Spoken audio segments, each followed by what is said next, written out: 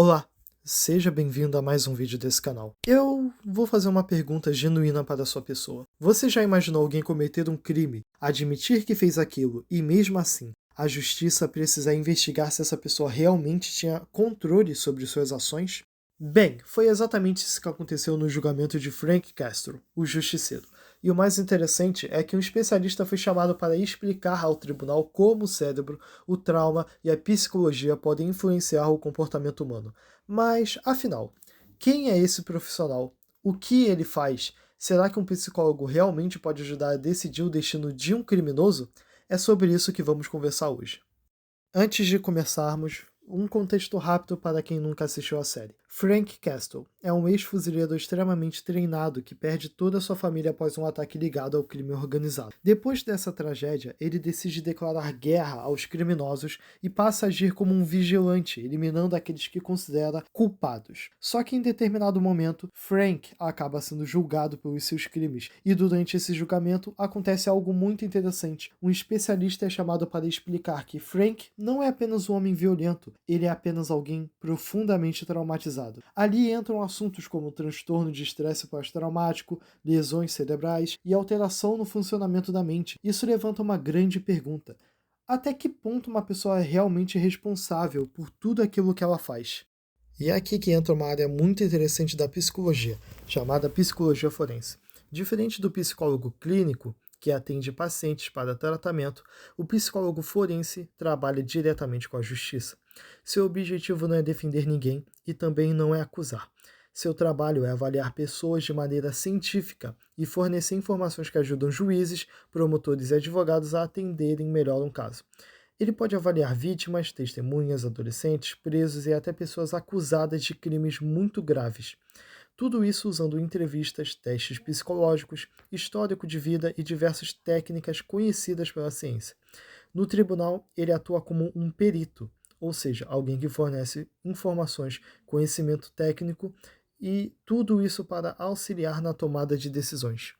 Agora eu vou demonstrar um exemplo de como que um perito da psicologia forense pode ajudar uma pessoa no tribunal. A bala penetrou no crânio do Sr. Castle no quadrante inferior direito, ou mais especificamente, na sutura esfenofrontal, a sutura craniana entre o osso esfenoide e os ossos frontais, ambos aqui e aqui.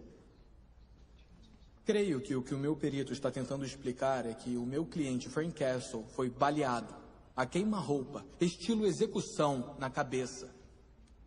Poderia, por favor, descrever o dano causado pelo projétil ao Sr. Castle?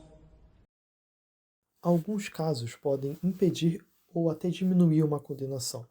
Existem situações em que uma pessoa realmente não possui capacidade mental para responder pelos próprios atos, e isso inclui surtos psicóticos, ataques de esquizofrenia, demência muito avançada, deficiência intelectual e episódios extremos em que uma pessoa perdeu totalmente o contato com a realidade. Nessa situação, dependendo da avaliação médica e psicológica, a justiça pode considerar o indivíduo como inimputável. Isso significa que ele não possui as condições mentais para responder criminalmente como uma pessoa comum, mas isso não significa liberdade. Na maioria dos casos, essa pessoa recebe uma medida de segurança, sendo encaminhada para tratamento em vez de cumprir uma pena tradicional. Agora vem o ponto que muita gente confunde. Ansiedade, depressão, trauma ou transtorno de estresse pós-traumático não significa automaticamente que alguém deixará de responder por um crime. A maioria das pessoas com esse transtorno continua sabendo o que é certo e errado, por isso continua sendo considerado responsável pelos seus atos. Em alguns casos, essas condições podem ser levadas em consideração para reduzir uma pena ou ajudar a explicar determinados comportamentos, mas dificilmente eliminam totalmente a responsabilidade criminal, e é exatamente por isso que a avaliação psicológica é tão importante. Cada caso é único. No caso de Frank Castle, a defesa tenta mostrar que anos de guerra, violência extrema, perda da família e possíveis lesões cerebrais afetaram profundamente seu funcionamento psicológico. Isso não significa dizer que ele era inocente, mas tenta explicar que suas decisões foram influenciadas por fatores muito além da simples vontade de matar. E a conclusão para esse vídeo? A psicologia forense mostra que entender o comportamento humano vai além de muito descobrir quem cometeu um crime. Ela busca responder por que aquilo aconteceu, se a pessoa compreendia suas ações, se existiam doenças mentais envolvidas e qual é a melhor decisão para proteger tanto a sociedade quanto os direitos do próprio indivíduo. No fim das contas, a justiça não julga apenas os fatos, ela também precisa compreender pessoas por trás desses fatos. Talvez seja exatamente isso que torna a psicologia uma das áreas mais fascinantes dentro da psicologia. Se você gostou desse vídeo, deixe seu like e compartilhe ele.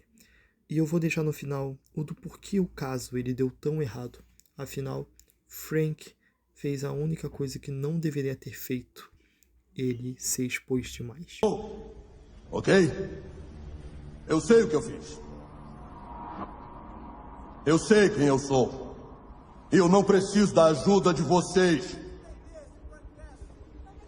Eu estou em pleno juízo mental e qualquer vagabundo, qualquer bandido, qualquer verme desgraçado que eu matei porque eu gosto! Eu mato vagabundo! Ordem! E eu gosto!